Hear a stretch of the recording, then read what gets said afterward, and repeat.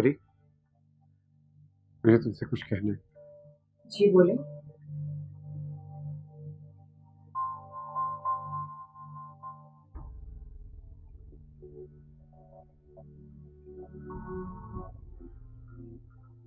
जिस वक्त तुम इस घर में आई, तुम इस घर की जरूरत थी, लेकिन आज जो मैं महसूस कर रहा हूँ वो एक ऐसा एहसास है जो एक शौहर अपनी बीवी के लिए महसूस करता है। मुझे इस एतराफ में कोई यार नहीं कि तुम निहायत अच्छे दिल की मालिक। वही मैं अपनी जिंदगी का हर सुख तुम्हारे साथ जीना चाहता हूँ।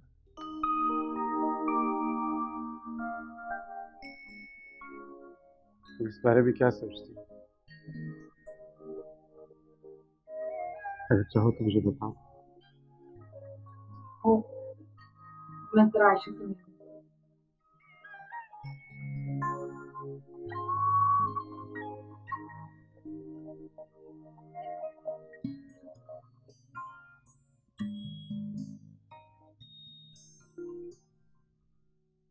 असवद, तुमने खाना ठीक से क्यों नहीं खाया?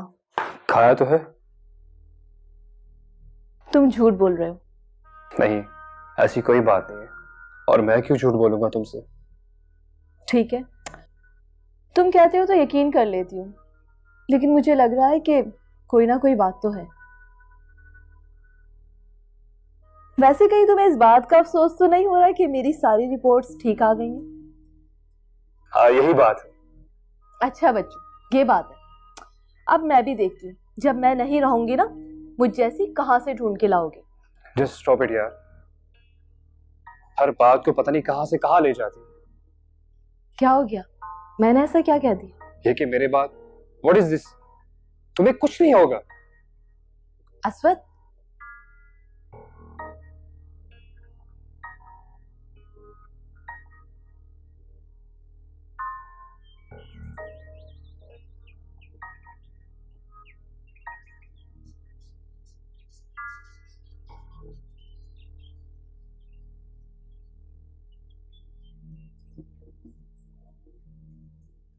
असवद, आई एम सॉरी। तुम्हें अगर मेरी कोई बात बुरी लगी, मुझे डांट देते। इस तरह नाराज होकर आ गए। इट्स ओके बाबा, चलो अब हॉस्टल छोड़ो अभी मुझे। अभी? हाँ अभी। नाराज होना अभी तक? नहीं बाबा, तुमने खुद ही तो कहा था 2 दिन रुक जाना, सो 2 दिन हो गए।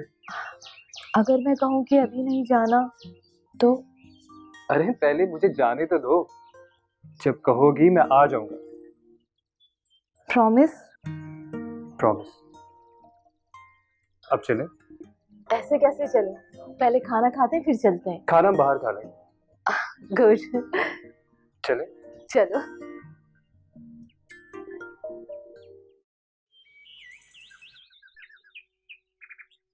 बंद कीजिए कि आप अपनेपन का ढोंग।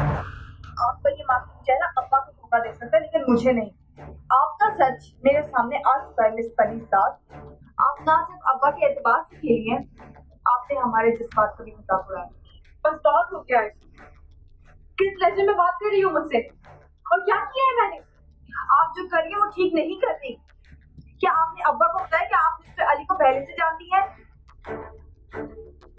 ना सिर्फ जानती है बल्कि मुझे तो कहते हुए भी शर्म आ रही है।